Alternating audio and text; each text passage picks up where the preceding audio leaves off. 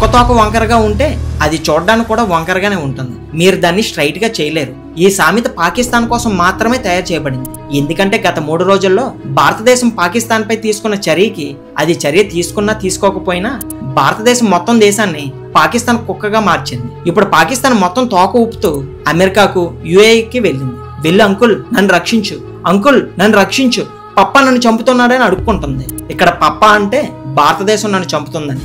కానీ నిన్న చాలా భిన్నమైన రోజు. మన విదేశాంగ కార్యదర్శి పీసీ ప్రెస్ కాన్ఫరెన్స్ కు 3 సార్లు రావాల్సి వచ్చింది. అంకుల్ ట్రంప్ ను ప్రపంచవ్యాప్తంగా అవమానించారు మరియు భారతదేశం కూడా దాని నిబంధనలను ఆమోదించింది. అసలు ఏం జరిగిందో ఒక్కొక్కటిగా మాట్లాడుకుందాం. పాకిస్తాన్ ఉగ్రవాదానికి ప్రతిస్పందనగా మే 9న భారతదేశం అలాంటి సమాధానం ఇచ్చింది. అది పాకిస్తానీయులను నేలను నాకించే విధంగా ప్రతీకారం తీర్చుకుంది.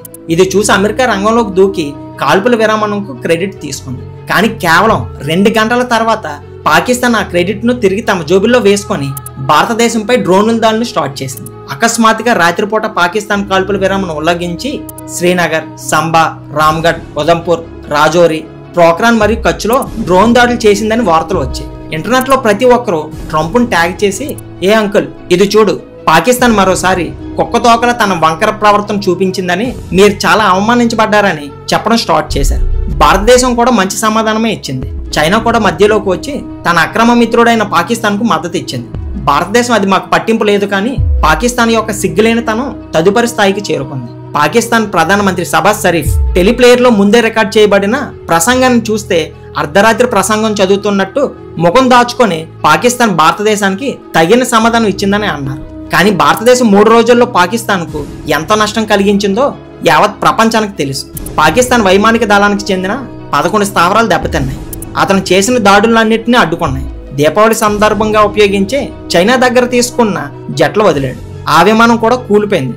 అయినప్పటికీ ప్రధానమంత్రి అర్ధరాత్రి విజయ ప్రసంగం చేయడానికి వచ్చారు. మీరు షహబాజ్ షరీఫ్ అధికారిక ప్రకటన జాగ్రత్తగా పరిశీలిస్తే అది ఒక దేశ ప్రధానమంత్రి ప్రకటనలా కాకుండా హత్య నుండి రక్షించబడిన మేక నుండి కృతజ్ఞత లోట్లా కనిపిస్తుంది. ఈ వ్యక్తి ట్రంప్ తో స్టార్ట్ చేసి జేడీ వాన్స్ వరకు వెళ్ళాడు. తర్వాత టర్కీ, చైనా, సౌదీ అరేబియాకి కూడా వెళ్ళాడు. ఊహించుకోండి, తన విజయం గురించి మాట్లాడుతున్న వ్యక్తి చాలా మందికి కృతజ్ఞతలు తెలుపుతున్నాడు. అతను తాను గెలిచానని ప్రపంచానికి చెప్తున్నాడు. కానీ ఉగ్రవాది సర్వర్ కోల్పోయి ప్యాంట్ కాలిపోకుండా కాపాడమని అడుక్కున్నట్లు ఇది స్పష్టంగా చూపిస్తుంది. 1971ని తమ విజయంగా పిలుచుకునే వ్యక్తులు వీరే. ఇది ఒక క్షత్రియ దేశం యొక్క ప్రత్యేకత. అతను తాను నివసించే తప్పుడు ప్రపంచాన్ని సత్యంగా అంగీకరిస్తాడు.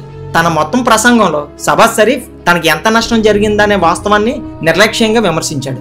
నేను చాలా మందికి ధన్యవాదాలు చెప్తున్నాను. ఈ వ్యక్తి తన ప్రసంగంలో తన కుటుంబంలో మరణించిన వ్యక్తుల గురించి ప్రస్తావిస్తున్నాడు. దీని అర్థం ఎప్పట్లాగే పాకిస్తాన్ తన సంఖ్యను దాచిపెడుతుంది. కార్గిల్ యుద్ధం తర్వాత తమ యొక్క అమరవీరుల మృతదేహాలను అంగీకరించడానికి నిరాకరించిన వ్యక్తులు వీరే. పాకిస్తాన్ ప్రాథమికంగా కోల్పోవడానికి ఏమీ లేదు. వారి ప్రధానమంత్రి కోల్పోవడానికి కూడా ఏమీ లేదు. ఒప్పందాల పునాదిపై నిర్మించిన దేశం ఎల్లప్పుడూ మార్కెట్లో అమ్మకానికే సిద్ధంగా ఉంటుంది. అది కొనుగోలుదారుడి కోసం ఎదురు చూస్తూనే ఉంటుంది. అంటే చాలా దేశాలు అతను కాపాడడానికి నేడు వేడుకోవాల్సి వచ్చింది. అతని ఎంపీలు పార్లమెంట్లు ఏడుస్తూ కనిపించారు. అటువంటి పరిస్థితుల్లో అతను తన విజయంగా భావించే వ్యక్తిని పిచ్చివాడిగా పిలవకపోతే అతను ఏమనాలి? కానీ ఇది అతని అలవాటు. షహబాజ్ షరీఫ్ కూడా అదే అలవాటు ఉంది.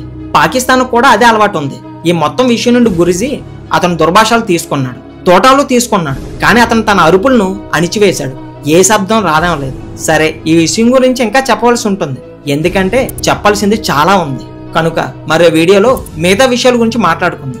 ఈ వీడియో నచ్చినట్లయితే లైక్ చేసి ఇప్పుడే మన ఛానల్ సబ్స్క్రైబ్ చేసుకోండి. నెక్స్ట్ వీడియోలో మళ్ళీ కలుద్దాం. Thanks for watching.